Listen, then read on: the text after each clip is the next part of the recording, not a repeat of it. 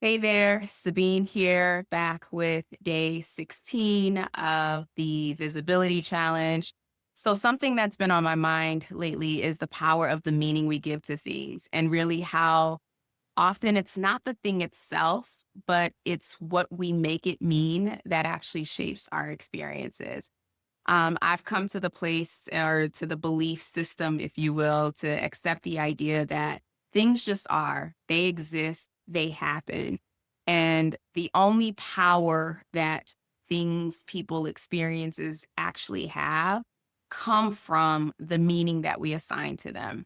Now, it's taken me a long time to really lean into this idea, let alone embody it. Because for most of us, our conditioning has taught us otherwise. So, we grow up being told what to do, what things mean, what they should mean by our parents, by teachers, by society, by the media. And so we go through life, most of us attaching meaning automatically to every experience, either based on what we've seen, based on what we've been told, based on what we've lived through, based on what we've experienced, based on what we've seen other people experience. And the beautiful and challenging part of that is I've come to realize at any point, we can choose a different meaning. That's the power that we have. That's the agency that we have been given to redefine what something means to us. And we're not taught that it's okay to do that. I mean, there are instances where life challenges us enough that we have to change our beliefs. But imagine if we didn't have to go through these challenging experiences to consider a different meaning. And so, if I can give you an example, and this is kind of like the thought process that led me to this awareness is, I live in Southern California, and for the most part, I don't know, 80% of the time of the year, it's sunny outside. Not always hot, but definitely sunny. And so, I have an opportunity to give that a whole lot of meanings. I could say that I live in a really beautiful place. I can say I live in, warm climate. I can say that it's really nice because I can go outdoors without having to put on a coat most of the year. I could also give it a different meaning, right? I can also say that, it gets too hot here, or that, it never rains or it rarely ever rains and there's always a drought. And that's what causes all the forest fires, right? I'm just noticing and becoming aware of the sunshine, and I can choose what meaning I give to that particular thing. The sun just is, right? The sun has been here for thousands of years, if not more than that, right? It'll be here for thousands of years after all of us are gone. The sun is just is. It exists.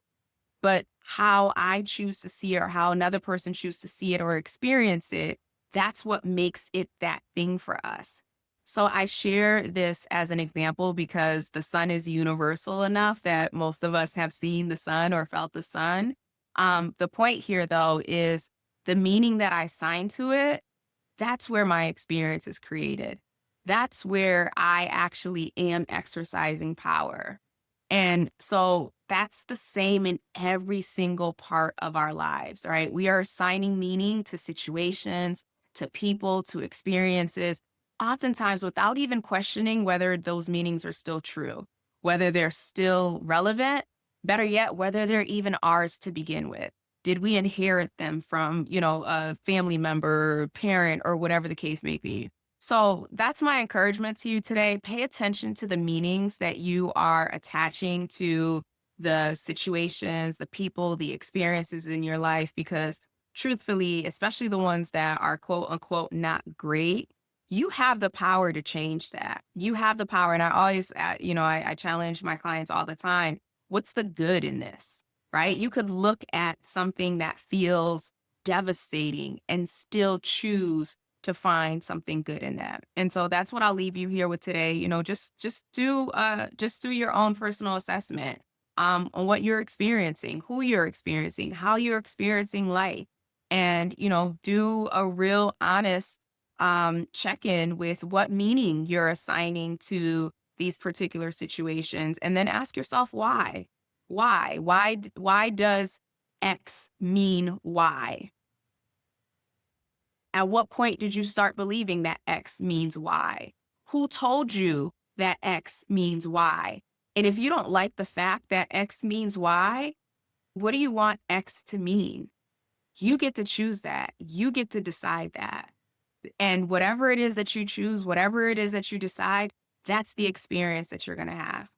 And so I'll leave you with that today. Hopefully, you'll take a look at the reflection question in the captions. And please feel free to share below in the comment section, or feel free to take it as a journaling prompt for later today. We'll be back tomorrow with video number 17. Have a great rest of the day, and we'll talk soon. Take care.